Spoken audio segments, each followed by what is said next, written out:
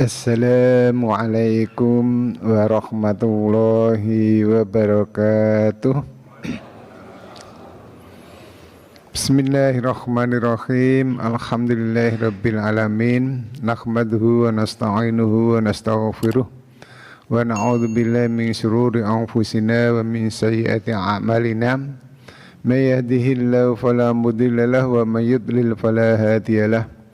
Asyhadu an la ilaha illallah wahdahu la syarika lah wa asyhadu anna Muhammadan abduhu wa rasuluh arsalahu basyira wa nadhira wa da'iyan ila Allah bi idzni wa sirajan munira. Allahumma shalli wa sallim wa barik ala sayyidina Muhammad wa ala alihi wa ashabi ajmain. Subhanaka la ilma lana illa ma 'allamtana innaka antal alimul hakim. Ya ayyuhalladzina amanu taqullaha haqqa tuqatih wa la tamutunna illa wa antum muslimun. Bapak-bapak, ibu-ibu dan saudaraku sekalian, jamaah salat subuh Masjid Besar Sleman Kota yang kami hormati rahimani wa rahimakumullah.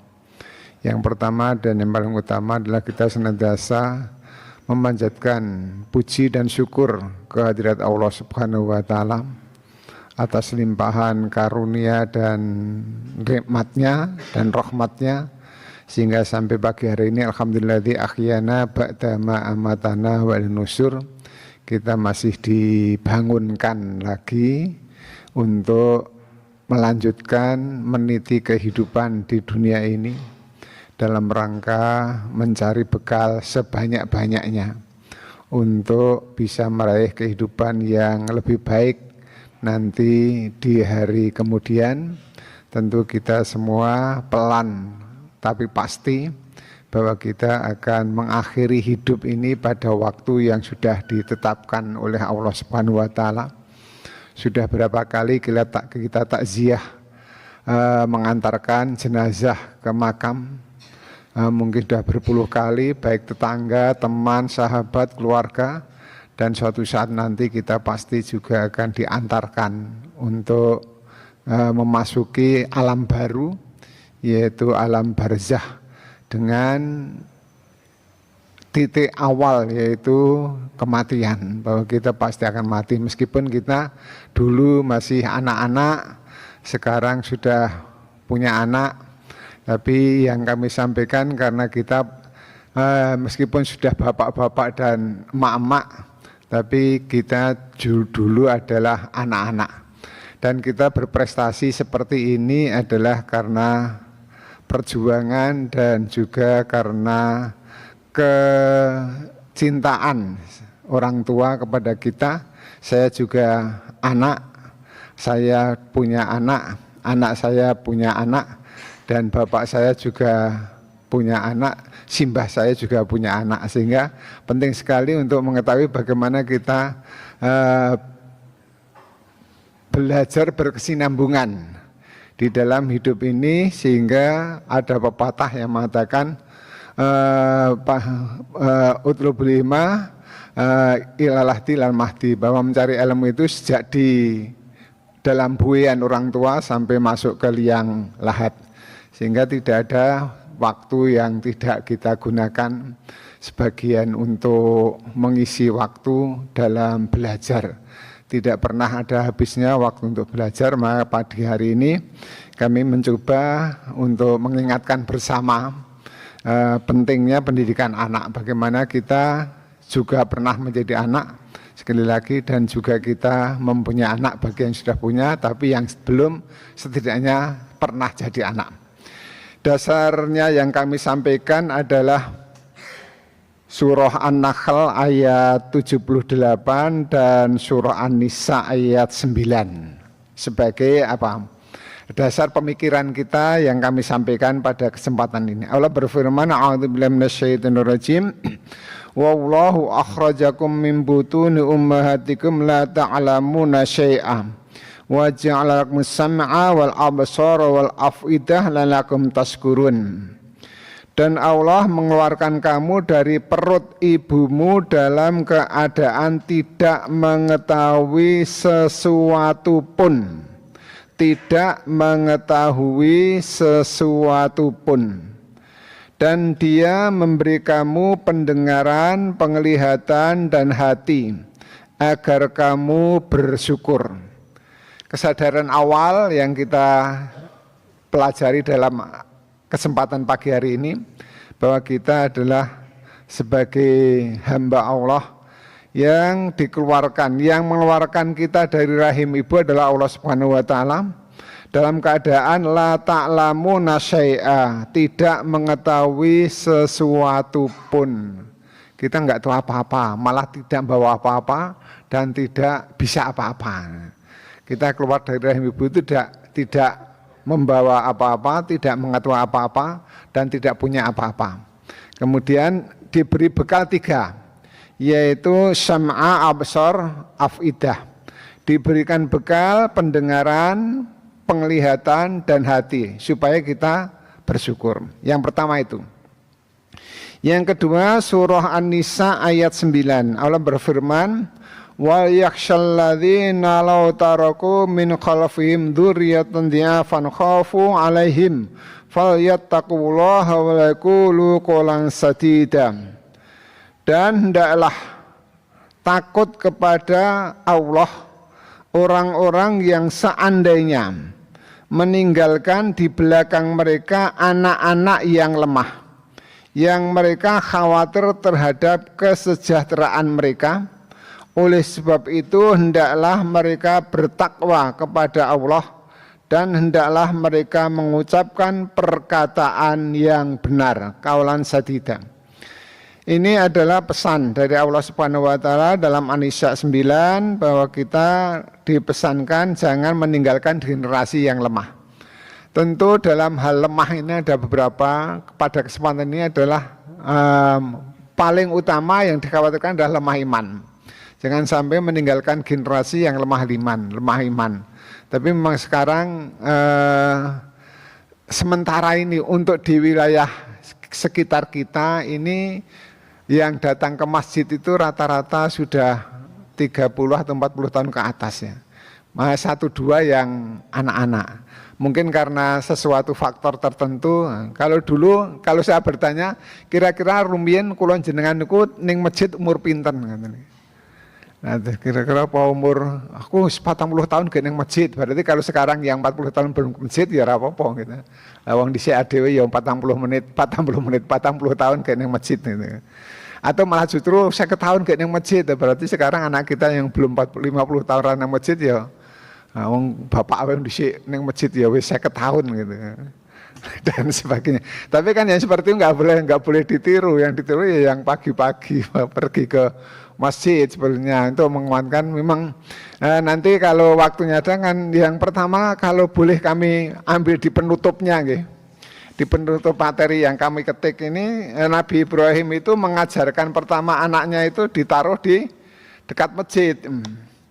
Rabbana ini askantu min dzurriyyati biwatin ghairi dzi zar'in inda baitikal muharram. Ya Tuhan kami, sungguhnya aku telah menempatkan sebagian keturunanku di lembah yang tidak mempunyai tanam-tanaman tapi dekat dengan rumah Engkau, masjid Baitullah yang dihormati. Jadi kalau sekarang orientasinya kalau beli tanah itu kita beli tanah yang dekat dengan masjid atau dekat dengan pasar. Kira-kira tanah itu lebih mahal yang dekat dengan masjid atau tanah lebih mahal yang dekat dengan pasar? Kita larang sing dekat dengan pasar, sing murah dekat dengan kuburan. Nah, dengan kuburan lebih murah nggak masjid. Padahal sebenarnya itu juga penting, dekat kuburan itu kan nek mangkat rasa ada gitu. Suatu saat nggak, itu hanya sebagai selingan. Bahwa lemah iman itu yang paling harus kita prihatinkan, anak-anak jangan sampai lemah iman. Pinter apa-apa ning pinter bab keimanan. Ada lemah fisik. Lemah fisik juga tidak baik. Kemudian yang ketiga lemah ekonomi. Lemah ekonomi juga kurang baik. Kalau bisa ya lemah kuat fisik, kuat iman, kuat ilmu, dan juga kuat ekonomi. Nah dari itu Bapak Ibu sekalian, sebagai dasar yang kedua adalah Rasul bersabda, kullu mauludin yuladun alal fitrah fabawahu yuhawihidanihi ayunasirunihi ayunbajisanihi. Bahwa setiap anak itu lahir dalam keadaan fitrah, suci, Islam. Lahir itu berpegang pada faqim hajjakalidini khanifa fitratawulilati fatrona sa'alaiha. Bahwa bayi lahir itu dalam keadaan suci, bersih, Islam. Maka maaf sekali lagi kami sampaikan, Sunan Kalijogo itu pernah berkata demikian, bahwa Allah menurunkan agama untuk manusia dan manusia diciptakan untuk melaksanakan agama. Apabila ada manusia kok tidak melaksanakan agama, maka sungguhnya manusia itu telah batal menjadi manusia gitu. Itu Sunan Kalijogo ya. Yang mengatakan seperti itu Sunan Kalijogo, bahwa manusia, agama diturunkan untuk manusia, manusia diciptakan untuk melaksanakan agama. Dan kalau ada manusia tidak melaksanakan agama, sebetulnya dia telah batal menjadi manusia. Itu terjemah oleh Profesor Dr. Syahrul Alim pada waktu kami kuliah dulu, ketika menerjemahkan surah Ar-Rum ayat 30. Faqim majakalidini khanifa fitratawallati fatarna saliha la tabdila li khalqillah dzalika dinul qayyim walakin aktsarun nasi la ya'lamun. Tapi memang ditutup dengan walakin aktsarun nasi la ya'lamun. Tapi sebagian besar orang tidak mengetahui bahwa kita sudah diciptakan itu untuk agama Islam, dan Islam diturunkan untuk dilaksanakan oleh manusia, tapi ayat itu ditutup walakin aktsarun nasi la ya'lamun, tapi sesungguhnya sebagian orang banyak tidak mengetahui, walakin aktsarun nasi, jumlah yang banyak. Nah sekalian, itu yang kedua. Yang ketiga seorang tentang anak nih. Saya pernah jadi anak, sekarang sudah anaknya besar-besar, sudah punya cucu, mungkin Bapak Ibu juga demikian sebagian. Kita coba dalam salah satu bukunya Khalil Gibran, yang seorang penyair dari Maroko mengatakan demikian.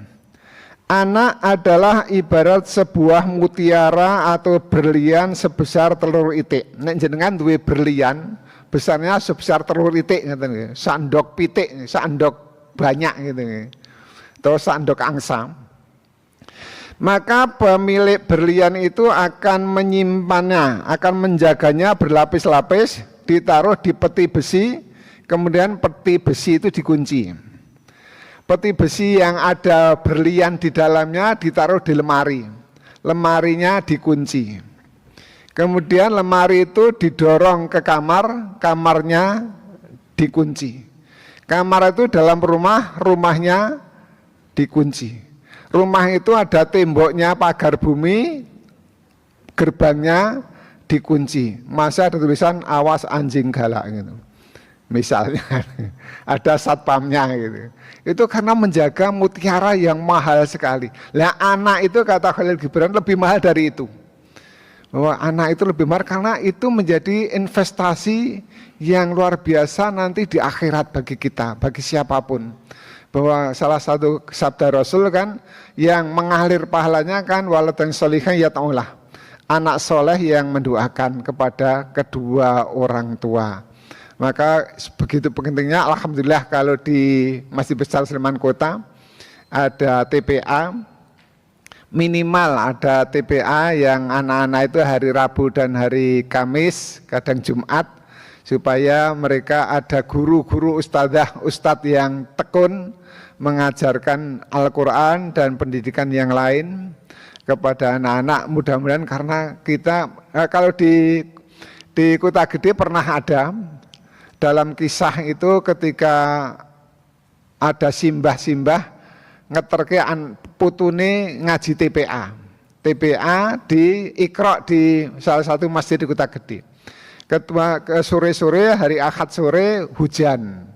Maka simbah itu kehujanan karena berteduh di teras, anaknya, cucunya baru belajar ngaji di serambi masjid. Maka kemudian si simbah itu timbangnya aku ming tetengok nang kene tak matur karo nak ustad entuk ora aku melu ngaji. Maka simbah itu dengan semangat nak bolehkah saya ikut ngaji Iqra dengan cucu saya? Boleh mbah, monggo mbah ngaji di sini sama saya. Akhirnya dia Iqra lulus atau khatam sampai yang Iqra 6, maka kemudian simbah itu gandeng cucunya di wisuda karena telah lulus Iqra 6. Itu kan berarti semangat yang luar biasa.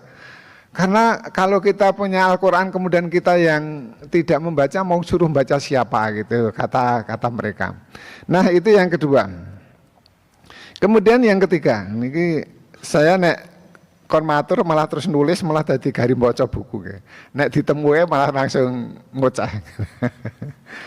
Yang ketiga ini saya tulis kemarin, saya ketik sambil betulin mobilnya nabrak terus pecah spionnya.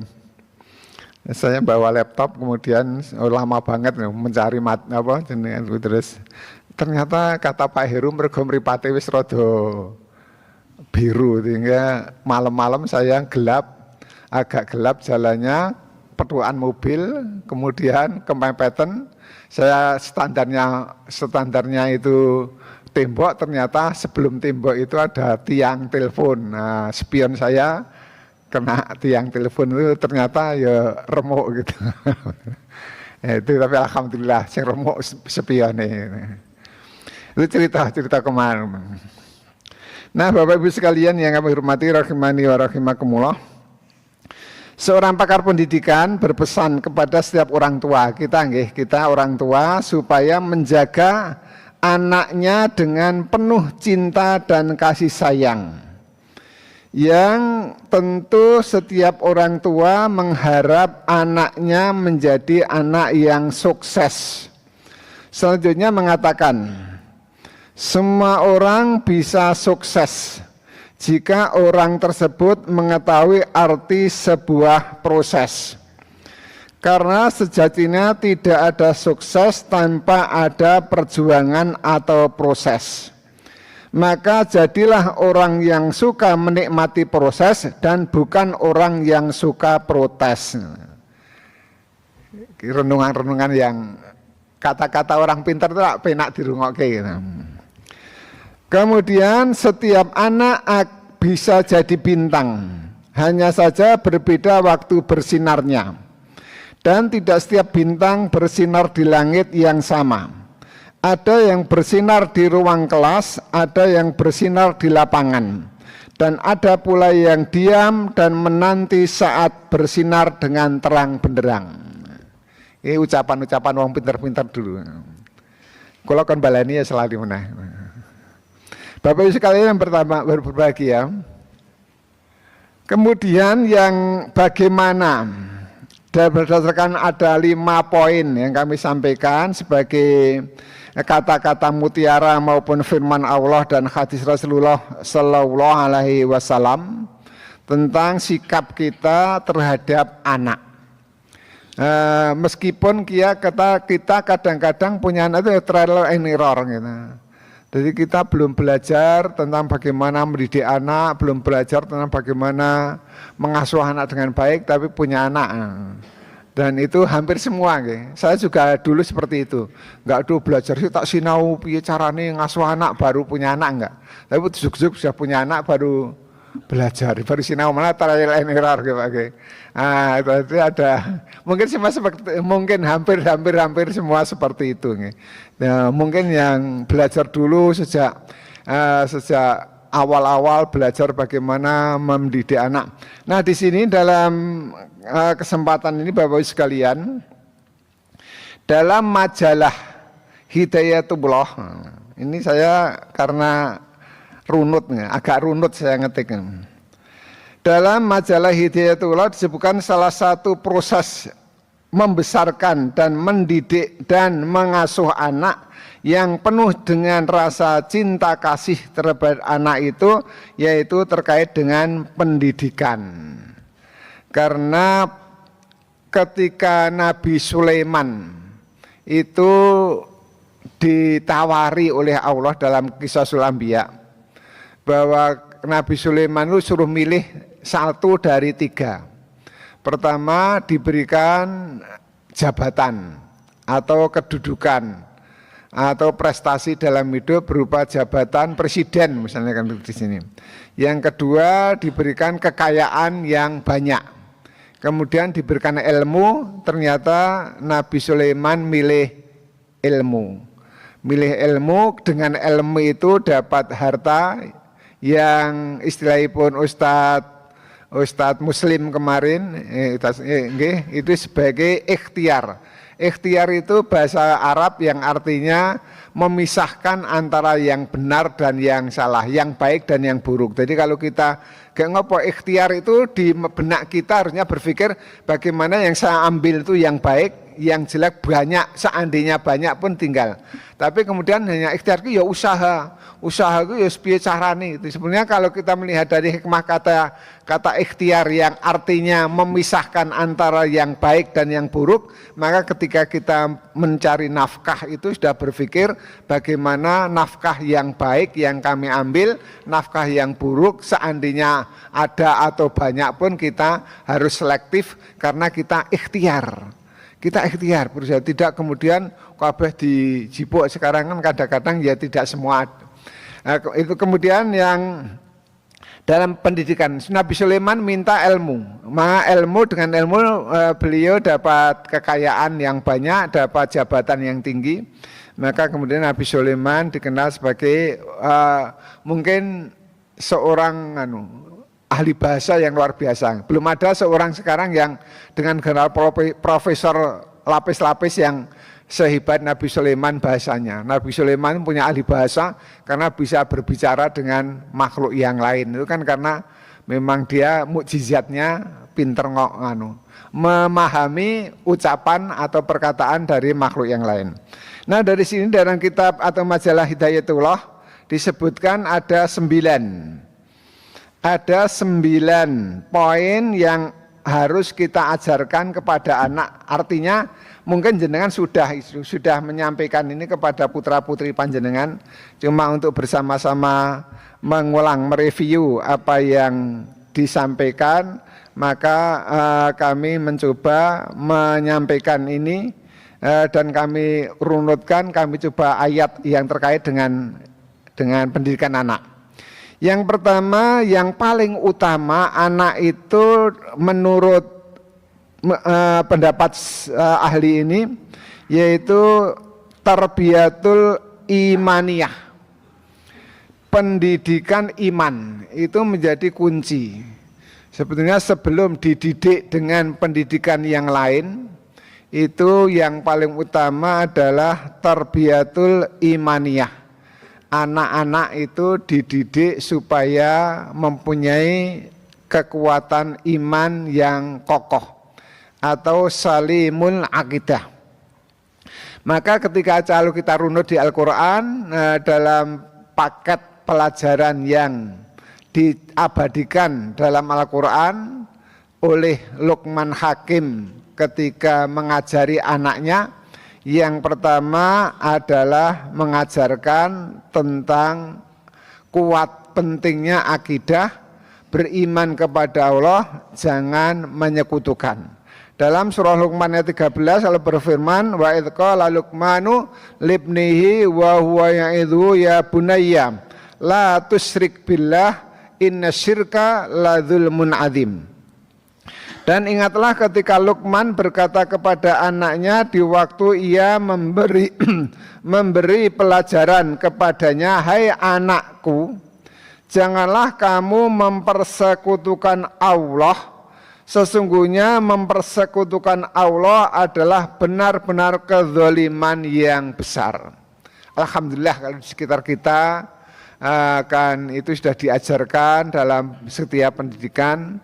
Dan di Indonesia alhamdulillah sila pertama juga ketuhanan yang maha esa, sehingga kita seharusnya dulu kan ketuhanan yang maha kuasa dengan melaksanakan ajaran Islam bagi pemeluknya dalam Piagam Jakarta. Tapi kemudian yang berapa kali kata diputus yang dengan melaksanakan ajaran Islam bagi pemeluknya dihilangkan, tapi ketuhanan yang maha kuasa diganti menjadi ketuhanan yang maha esa. Itu dari daripada nanti pada waktu itu katanya daripada menjadi nggak selesai-selesai, maka Islam para pendiri negara ini ketika memperoleh kalimat ketuhanan yang maha kuasa dengan melaksanakan ajaran Islam bagi pemeluknya dirubah menjadi ketuhanan yang maha esa. Tapi kalimat yang dengan melaksanakan ajaran Islam bagi pemeluknya dihapus, dihilangkan. Maka menjadi sila-sila Pancasila yang sekarang kita kenal. Esa itu kan sumbernya kalau sering kita belajar dan memahami kunci tauhid, yang pertama adalah firman Allah dalam surah Al-Ikhlas, Qul huwallahu ahad, Allahus samad, lam yalid walam yulad walam yakul lahu kufuwan ahad. Itu adalah disebut surah Ikhlas karena di dalamnya kita betul-betul mengikhlaskan diri bahwa katakanlah bahwa Allah itu ahad, esa. Allahus samad, Allah tempat bergantung segala sesuatu. Lam yalid walam yulad, tidak beranak dan tidak diperanakkan. Walam yakulahu kufuwan ahad, dan tidak ada sesuatu pun yang setara dengan kekuasaan Allah Subhanahu wa ta'ala. Kemudian yang kedua, dalam awal ayat kursi Allah mengatakan Allahu la ilaha illa huwal hayyul qayyum la ta'khudhu sinatan wala naum lahu ma fis samawati wa ma fil ard. Allah, tidak ada sesembahan yang berhak disembah kecuali hanya Dia, Allah. Allahu la ilaha illahu. Allah itu al-hayyu al-qayyum, maha hidup selama-lamanya, al-qayyum, maha berdiri sendiri untuk mengatur seluruh makhluknya. La ta'khudhuhu sinatun wala naum. Allah itu tidak pernah merasakan kantuk dan juga tidak tidur. Lahu ma fis samawati wa ma fil ard, dan semua yang ada di langit dan di bumi adalah dalam genggaman kekuasaan Allah Subhanahu wa ta'ala.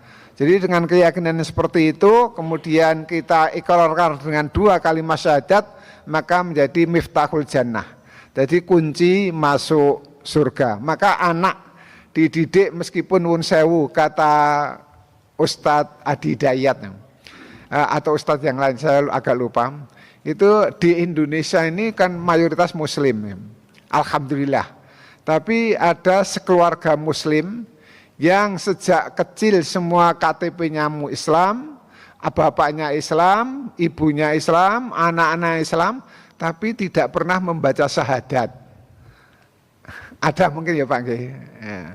Artinya syahadat itu kan harus dibaca sehari minimal 9 kali.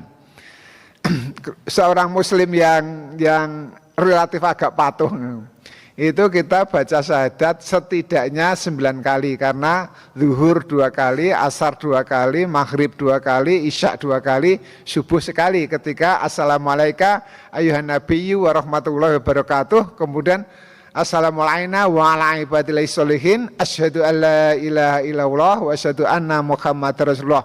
Kalau haji seumur hidup sekali cukup. Puasa hanya setahun sekali Ramadan. Zakat biasanya bisa takjil ya, tapi bisa setahun sekali. Sholat sehari 5 kali, syahadat sehari 9 kali. Tapi mungkin katanya di antara sekian banyak umat Islam yang alhamdulillah menjadi mayoritas di Indonesia, itu ada yang satu keluarga itu sehari tidak pernah syahadat, itu katanya ada. Tapi nggak ada di Sleman, nggak ada, insya Allah nggak ada Pak. Ya mudah-mudahan, nggak tahu. Tugas kita sebenarnya, tugas kita kalau kata Ustadz itu disebutkan, yang kita khawatirkan nanti kalau mereka-mereka yang belum bersyahadat tiap hari itu di akhirat ditanya oleh Allah, ngapain kamu tidak syahadat? Belum diajari oleh Ustadz di Sleman. Nah itu terus Ustadz itu siapa? Pak Ironi gulai ya, terus digebuki ya, jadi masalah gitu. Nah, jadi maka Rasulullah SAW itu kan ketika selesai dakwah kan saksikan. Semua sudah kami sampaikan gitu ya, ringkasnya sehingga ketika nanti di akhirat tanya sudah kami sampaikan. Perkara do dilakoni ora bahasane kasar kan, ya itu kan bukan menjadi tanggung jawab ya, karena semua sudah tak sampaikan. Itu kemungkinan bisa ada di yaumul hisab ketika ditanya, itu ada yang ketika ditanya kok ra salat ngopo, urung diwulang. Ha sing mulang nang ndi? Wong malah mulang ngalor ngidul ning ra mulang kiwa tengen. Undang, nah, itu kan bermasalah. Duh, sentak waktu ini. Saya baca, ya itu yang pertama. Ini 9 ini insya Allah ya kapan-kapan terus ke. Nek ralali, nek lali ya. Yang pertama tarbiyatul imaniyah. Yang kedua tarbiyatul ruhiyah. Pendidikan tentang ibadah. Dalam surah Luqman ayat 17. Ya bunayya aqimis sholata wa'mur bil ma'rufi wa nahy 'anil munkari wasbir 'ala ma asabak inna dzalika min azmil umur.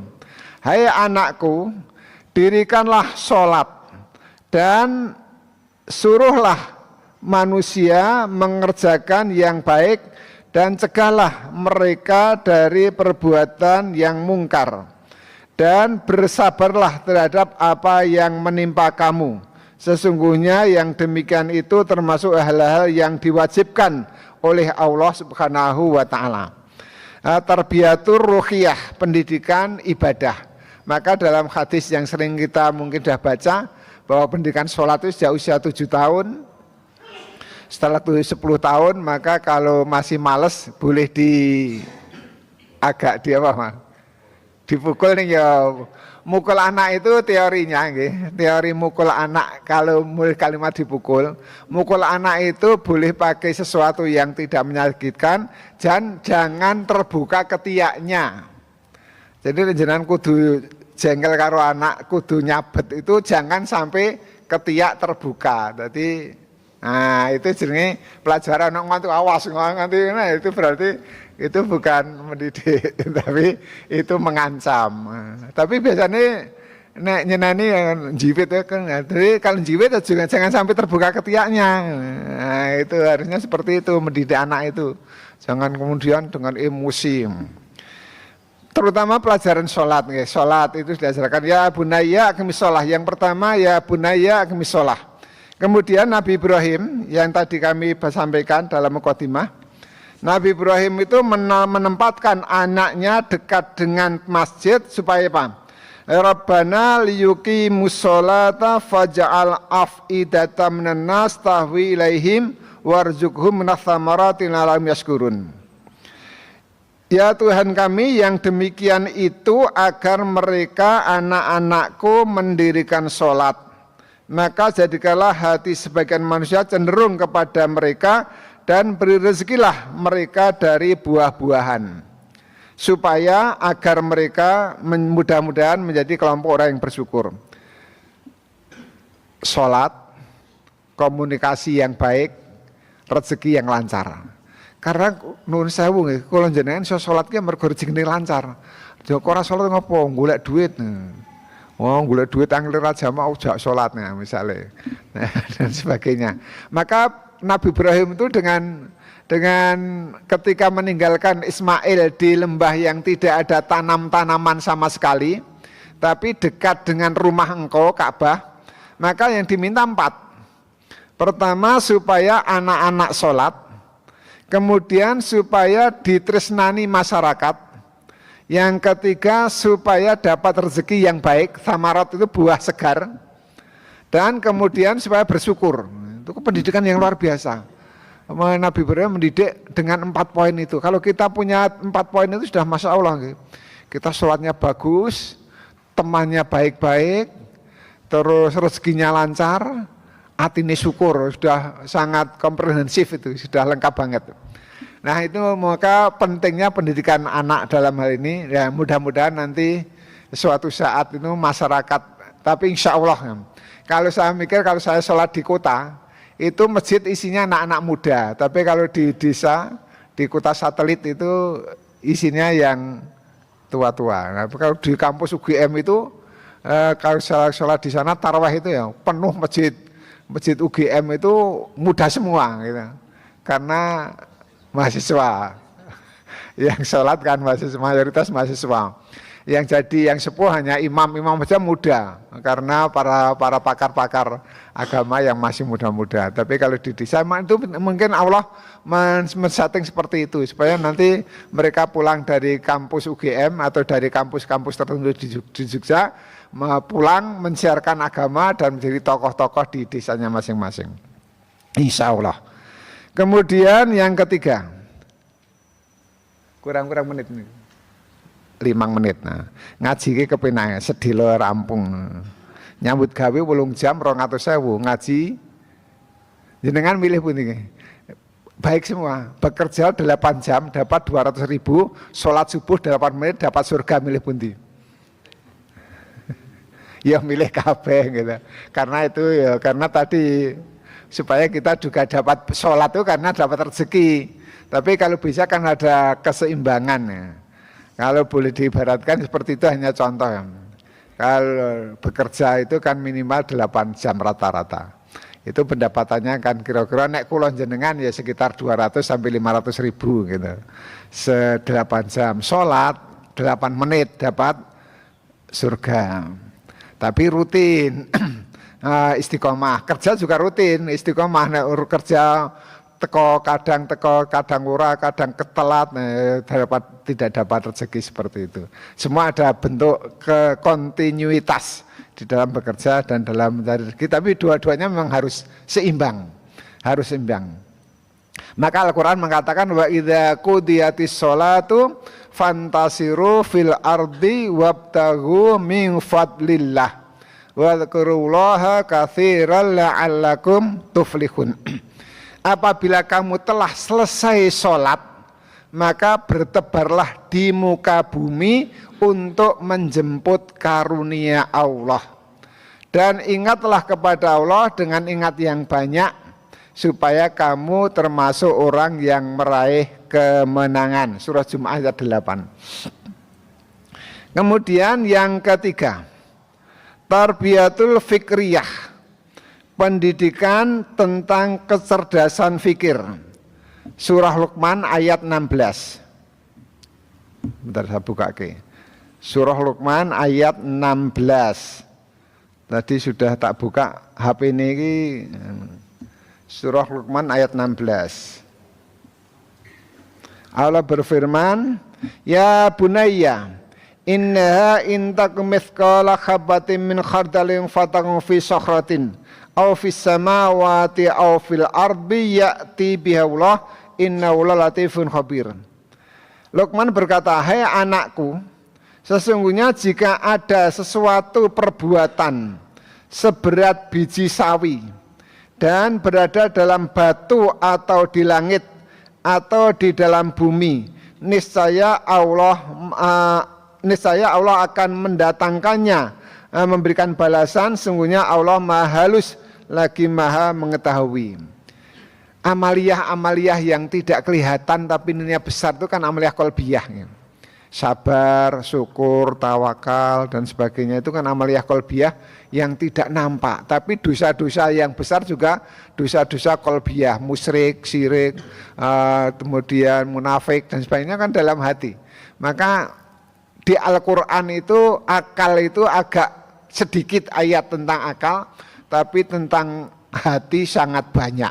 Bagaimana pelajaran memanage hati itu sangat banyak dalam Al-Quran, karena memang hati ini yang berisi berbagai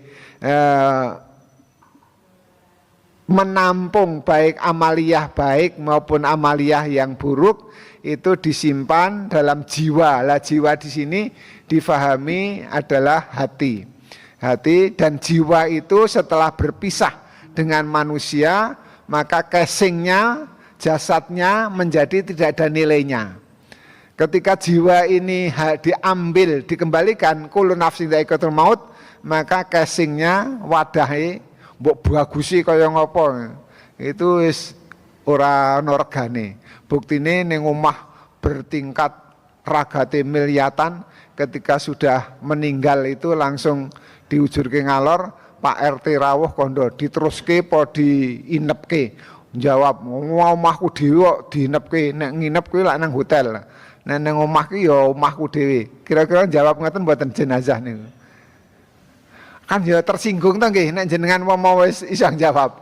Wong nang omahe dhewe ragate ratusan juta lek nggawe wis dinggone kok terus masane musir ngalor kok kalimate diteruske apa diinepke ngono nggih.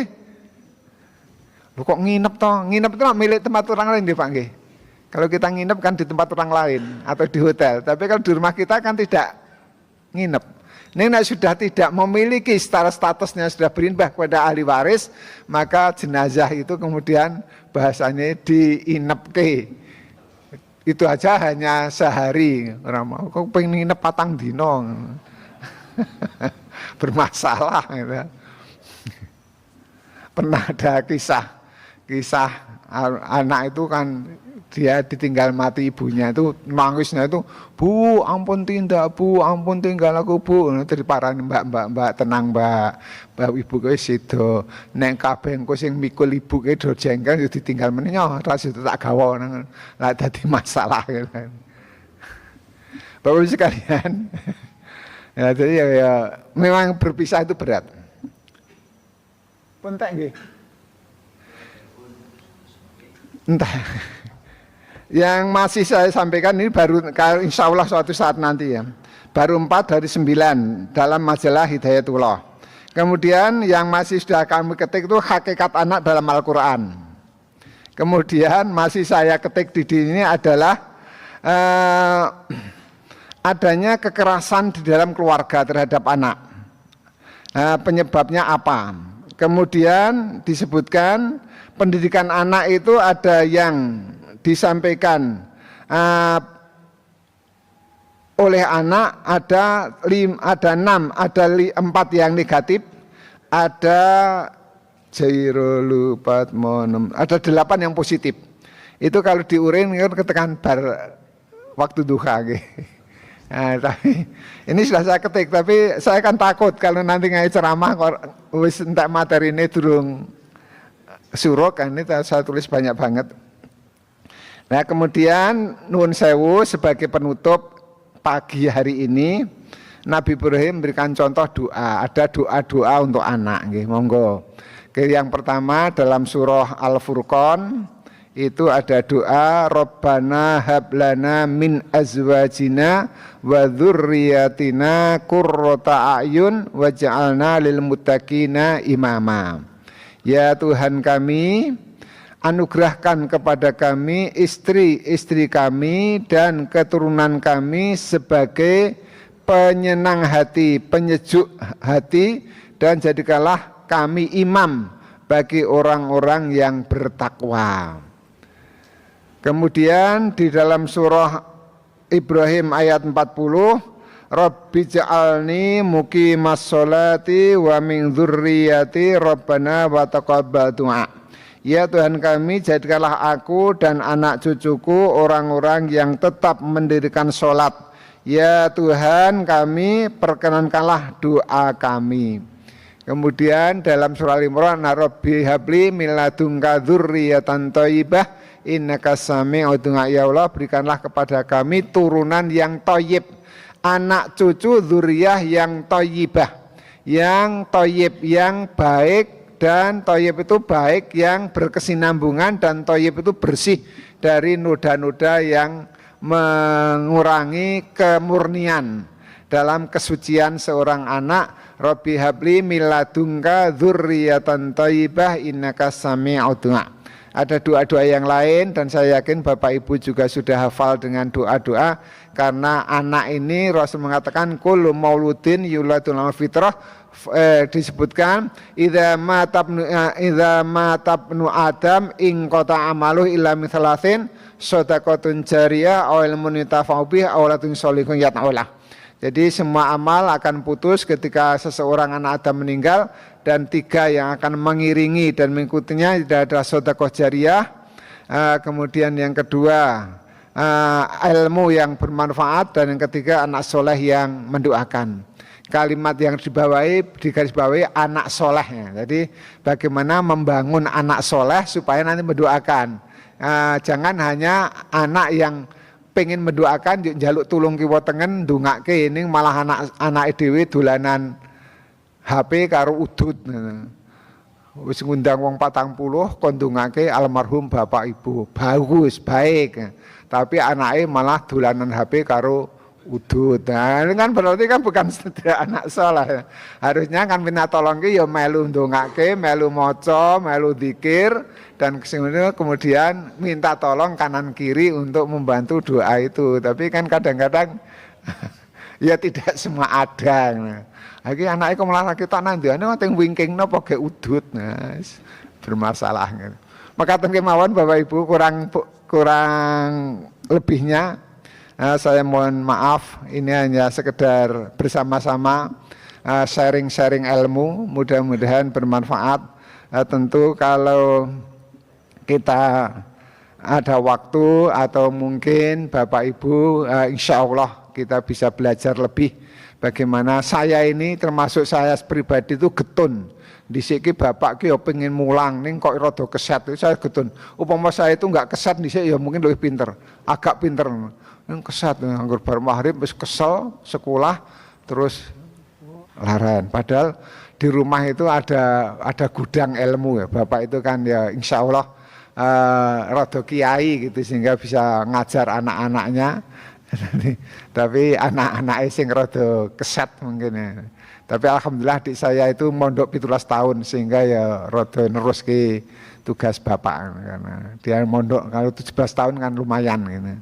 Kurang lebihnya mohon maaf tidak pamer tapi doa mendoakan mudah-mudahan kita tetap istiqomah dalam iman dan Islam dan kalau harus kembali kepada Allah suatu saat dengan husnul khatimah. Amin ya rabbal alamin. Monggo kita akhiri dengan doa kafaratul majlis kula dherekaken subhanaka allahumma wa bihamdika asyhadu an la ilaha illa anta astaghfiruka wa atubu ilaik. Alhamdulillahirabbil alamin wa billahi taufiq wal hidayah ila liqa fi amanillah. Wassalamualaikum warahmatullahi wabarakatuh.